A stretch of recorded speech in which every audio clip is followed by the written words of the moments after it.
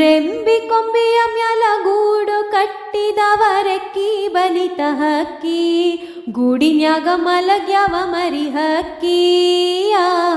ದೂರ ದೇಶದ ವಲಸಿಗ ಹಕ್ಕಿಗೂ ಐತಿ ಜಾಗ ಒಳಗ, ಬನ್ನಿರಿ ನೀವು ನಮ್ಮ ಬಳಗ.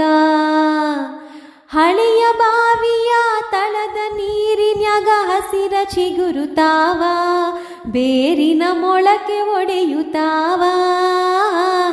ಭೂತ ಬೇತಾಳ ಜೋತ ಬಾವಲಿ ಮ್ಯಾಲ ತೂಗುತ್ತಾವ, ಮರದಾಗ ಕರಗ ಕುಣಿಯುತ್ತಾವ.